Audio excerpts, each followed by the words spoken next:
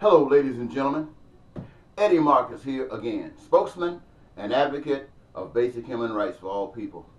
Speaking about freedom, you know, I've asked the people of the wonderful state of Minnesota to consider me as replacement and the one to finish the term of Senator Al Franken in the U.S. Senate. And I'm asking you, ladies and gentlemen, to consider me, but I want you to know that I'm not coming from the same path that we as a nation have established as the order of things. You see, where I am concerned, the order is on the wrong path, and we need to make a change. We as a nation shouldn't be going backwards. We should be going forward. And going forward means that we should be, as I would say, if someone asked you, if you had two people that were put on a planet by themselves, and after a certain period of time, one had everything they wanted, they needed, or desired, and the other one had nothing. How would you judge them? Some people would say that one was lazy and the other was aggressive. But when judgment came, they both failed the test because neither had learned anything.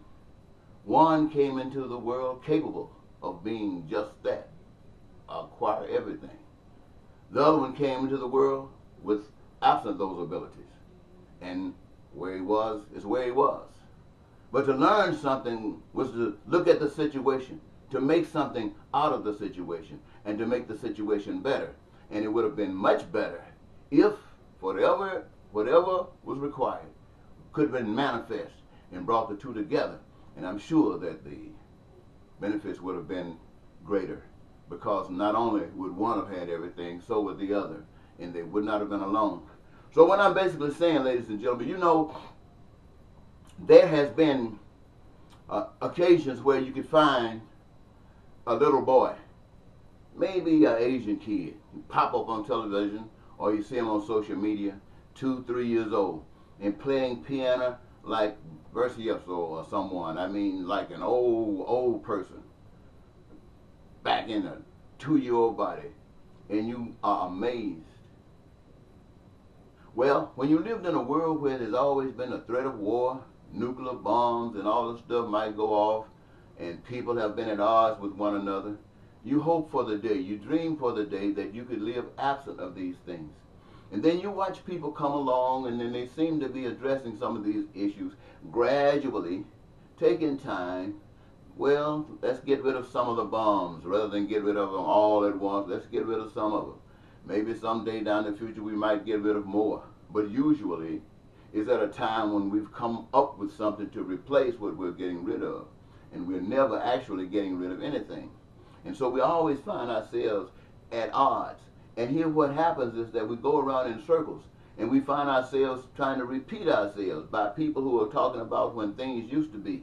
Let's go back when things used to be, but they were never what you always wanted. They have never been what you have prayed for.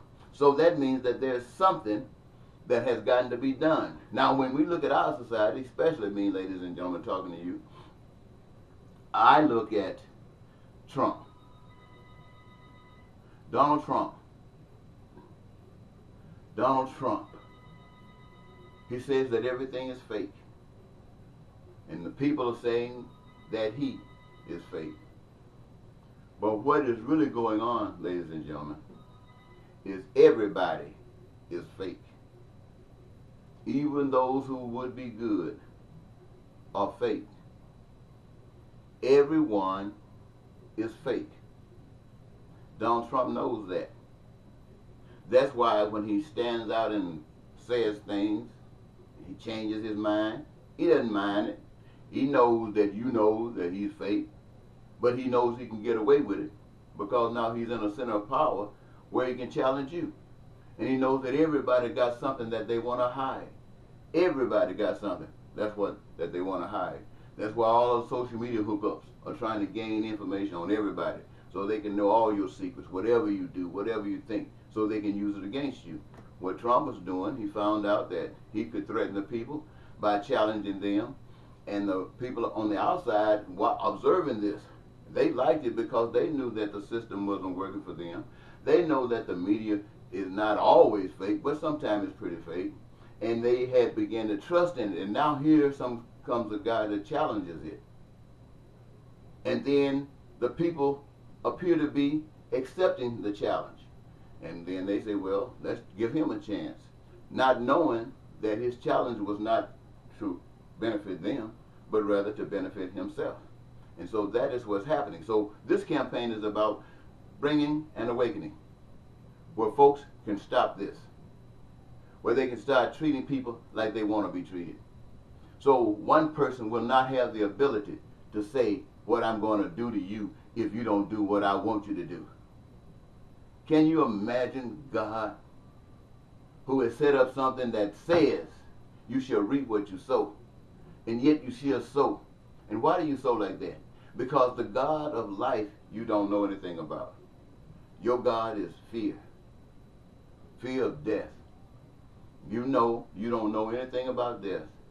But here in this society, in all societies on earth, if you stand up for something that's counter to what the system is about, and it becomes threatening, you will die. They will kill you. And if you haven't come to a realization of something that's worth that, you're going to bend every time, which means you are a slave no matter how much you think you aren't. Situations like this is why preachers start talking about money, getting money, because they don't want to go to heaven broke. That's when they need mansions and things. And that's when people start going to the polls voting for evil because they got no other choice, they think. That's when people who say they love God start going to the polls voting for evil. When it said that even it was really amazing to hear how some people were calling certain parties, well, both parties of the Republican and Democratic Party running for president in 2016 had been referred to as evil. So people were calling the lesser of two evils, or whoever they wanted to vote for, or who they considered the lesser of two evils. And they were getting pissed off because some people would not go and vote because they didn't want to vote for evil. They're saying that's why she lost. Because it's amazing, ladies and gentlemen. But now, to make a long story short, this is what is happening. I have learned a certain truth, and that is that it is not the American way.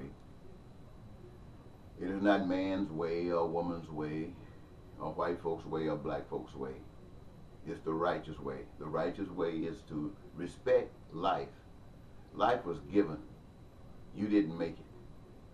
And everything that makes life more wonderful has been provided. And you yourselves, as individuals, got a part that makes it fantastic when it works together. But if it has to work alone, let nothing change it, wherein still lies your heaven. So what it's basically saying to you, ladies and gentlemen, is every last one of you, I don't care how much you're committed to the Democratic Party or Republican Party. I remember going to a preacher's house one day, running for president, I believe, and they told me they vote Democrat. At the time, I think I was running independent, and I'm thinking, wait a minute, I'm trying to glorify God, and what you going to be preaching about? Well, we just go Democrat.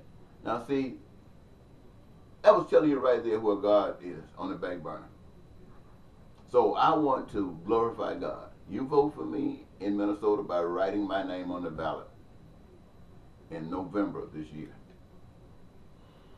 I'm going to Washington not to be fighting for the same little old junk we've been going through year after year and repeating year after year, but to preach, to lobby these other congressmen about God and what's right